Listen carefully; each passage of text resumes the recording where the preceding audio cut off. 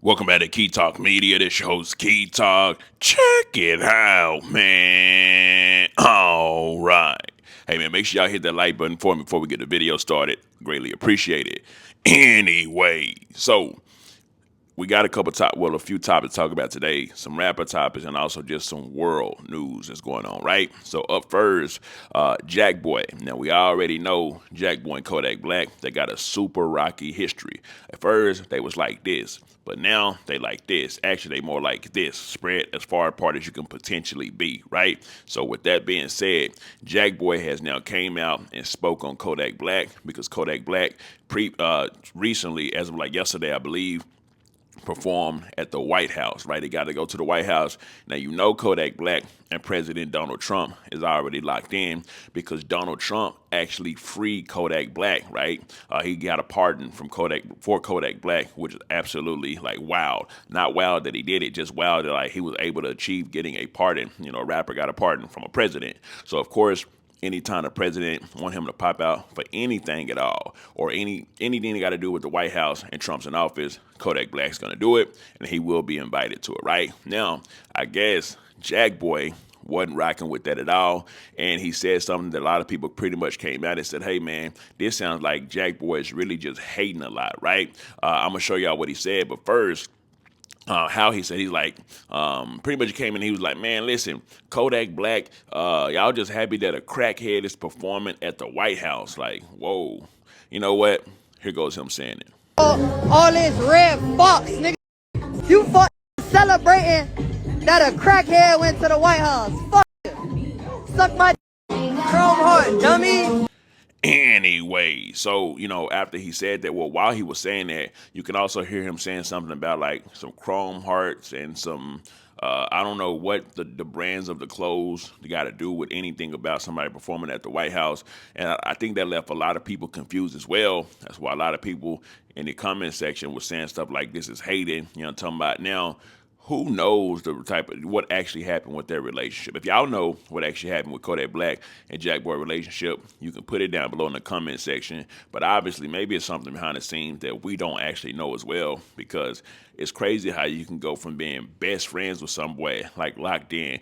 Me and Jackboy, we like Batman and Robin. I don't even know, did Batman and Robin ever turn on each other and like wish death on each other and like just hate each other so much? Because the hate that Jackboy has for Kodak Black, which I would imagine that hate is probably back at Jackboy as well, is absolutely insane, right? Now, did this come off as hating?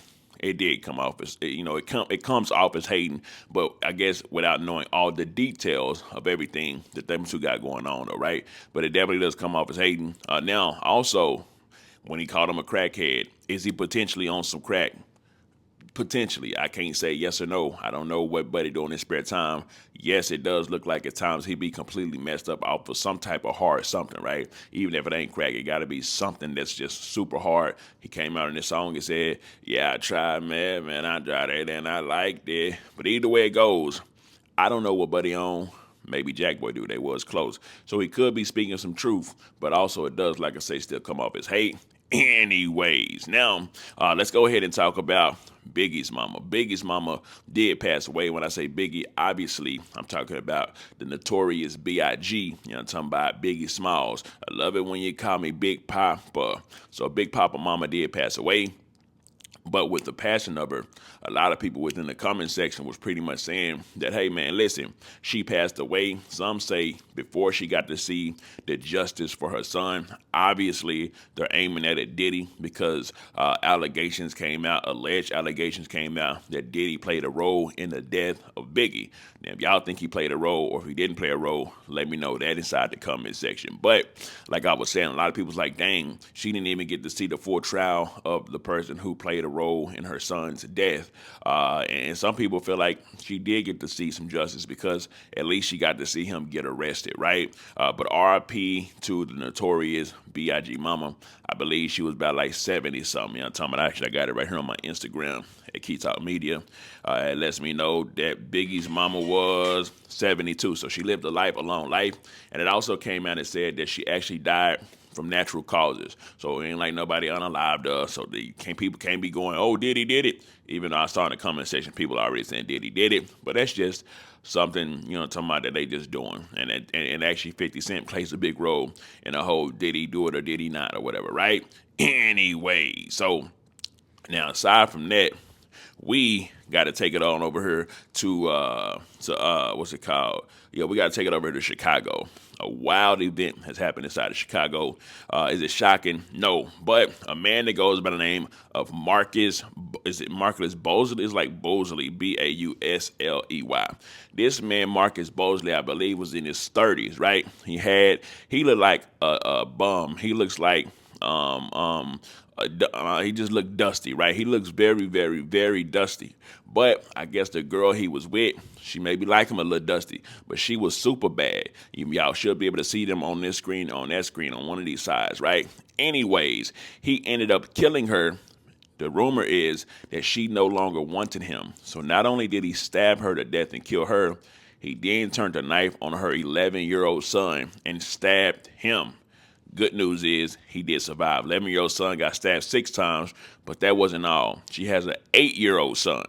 Not only did he stab the 8-year-old son, but before he stabbed the 8-year-old son, he kidnapped him, abducted him, and went on a run with the son, and he also stabbed that son as well. So now that's just absolutely insane. I don't know.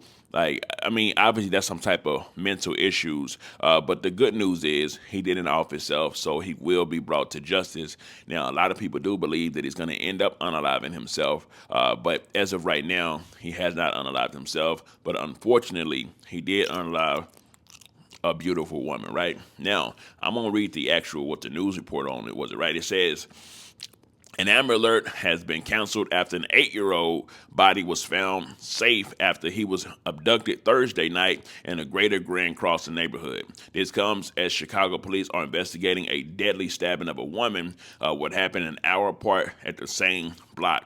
The alert was canceled just before 4:30 a.m. All police say is the boy is safe and unharmed. Police, however, have yet to connect these two crimes. Though they occurred on the same block an hour apart, the boy was seen on surveillance video at a gas station on 79 and Damon hours into the overnight search for him. Police said just before 7 p.m. Thursday in the 7100 block of South Eberhard Avenue, a woman was stabbed multiple times inside of her home. She was taken to the University of Chicago Medical Center where she died. The victim has since been identified as 33-year-old Tioni Jones, and she also went by Mercedes Jones as well. Less than an hour later, an Amber Alert was issued from the same block. The child's identity is being withheld since he is no longer missing, but police said the child was abducted by 39-year-old Marcus Bosley. A source says Bosley is still on the run. Police originally said they were last seen in a 2017 beige Ford Escape, but then issued an update to say they were in a silver 2022 Ford Escape in Illinois license plates and a missing passenger headlight. It is not clear where the boy was actually located. Neighbors say Jones lived in a building with Bosley. So as you can see, it's a domestic violence type of issue. But what's even crazier, the guy that actually did the stabbing, he probably does have the opportunity to just go ahead and unalive himself, which he probably will unalive himself because they have not captured him. So, with all this going on, knowing 12 is after you, knowing if you get caught, you're going to spend the rest of your life literally inside of jail. He either going to go do something else crazy to somebody else, or I doubt he'll just try to hide out. Talking about it is Chicago. They do say that the police in Chicago are terrible, don't really try to do nothing to criminals and nothing like that. But I don't want to say this is a special case because people die in Chicago all the time, right? People getting hit with switches all the time. They say you shoot somebody, kill somebody in Chicago, they ain't freeing you. Or you shoot somebody in Chicago or get caught with a switch in Chicago and they letting you go easily. So, who knows? We'll just have to see what happens. But buddy, talking about he ain't being caught. So he is definitely still on the run. Now, before I end it with y'all, let me see if I got any more topics that we can actually talk about today. I do plan on making another video a little later for y'all. But as of right now, this does look like this is gonna be all. Anyways, so let me know something. Comment down below. Let me know what you think about this entire ordeal. I'm out.